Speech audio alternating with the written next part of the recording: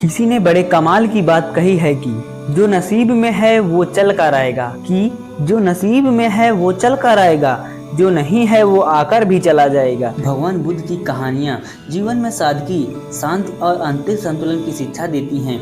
ऐसी ही एक कहानी है जो हमें सिखाती है कि कैसे हम जीवन की हर स्थिति में मस्त रह सकते हैं और दुखों में मुक्त हो सकते हैं। एक समय की बात है, भगवान बुद्ध अपने शिष्यों के साथ एक गांव में प्रवचन कर रहे थे। उनके प्रवचनों से प्रभावित होकर कई गांववासी उनके अनुयायी बन गए थे। हालांकि कुछ लोग बुद्ध से ईर्ष्या और द्वेष भी करते थे।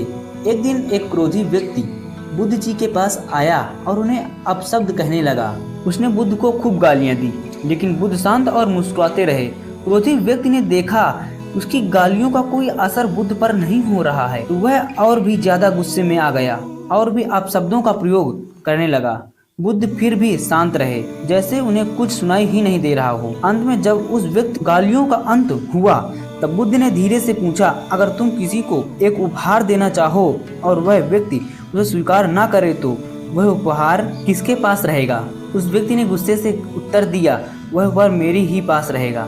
बुद्ध ने मुस्कुराते हुए कहा, ठीक उसी प्रकार तुमने मुझे गालियां दी है, लेकिन मैं उन्हें स्वीकार नहीं कर रहा, इसलिए यह गालियां तुम्हारे पास ही रहेगी। यह सुनकर वह व्यक्ति हक्का बक्का रह गया। उसे अपनी गलती का एहसास हुआ और उसने बुद्ध से क्षमा मांगी। इस कहानी का गहरा अर्थ है कि जीवन में हमें कई बार नकारात्मक परिस्थितियों का सामना करना पड़ता है। लोग हमें अपमानित करते हैं, हमारी आलोचना करते रहते हैं और कई बार हम उनके व्यवहार से आहत हो जाते हैं।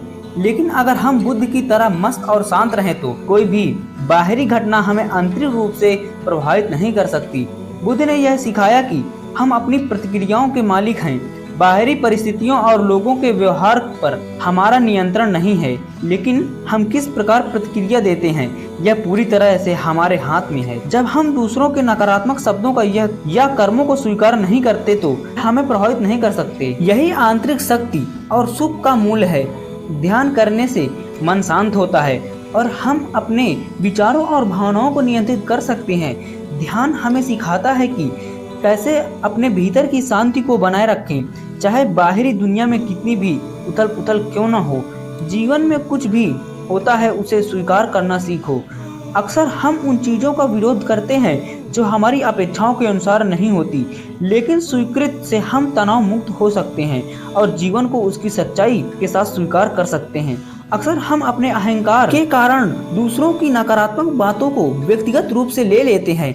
अगर हम अपने अहंकार को त्याग दें और समझें कि हर कोई अपने अनुभव और दृष्टिकोण से बात करता है, हम दूसरों की नकारात्मकता से प्रभावित नहीं होंगे।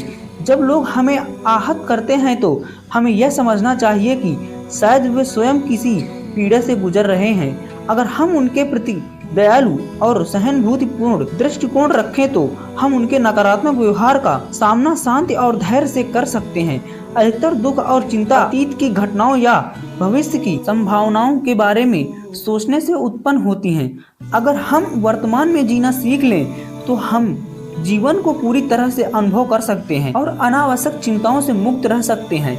भगवान बुद्ध की यह कहानी हमें सिखाती है कि आंतरिक शांति कैसे प्राप्त की जा सकती है। बाहरी दुनिया हमेशा बदलती रहेगी और हमें चुनौतियों का सामना करना पड़ेगा, लेकिन अगर हम अपने मन को शांत और संतुलित बनाए रखें तो कोई भी परिस्थिति हमें प्रभावित नहीं कर सकेगी। जीवन में मस्त रहने का अर्थ है अपने भीतर की खुशी को बनाए रखना, चाहे बाहरी परिस्थितियां कैसे भी हों।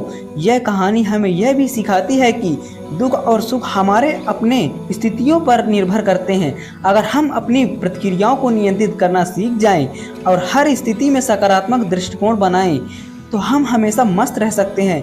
तो दोस्तों, आपने इस वीडियो से क्या सीखा, आप मुझे कमेंट में ज़रूर बताएं और हमारे कमेंट बॉक्स में नमो बुद्धाय ज़रूर लिखें। तो दोस्तों, मिलता हूँ फिर से एक और नई वीडियो के साथ। तब तक के लिए आप अपना ख्याल रखें।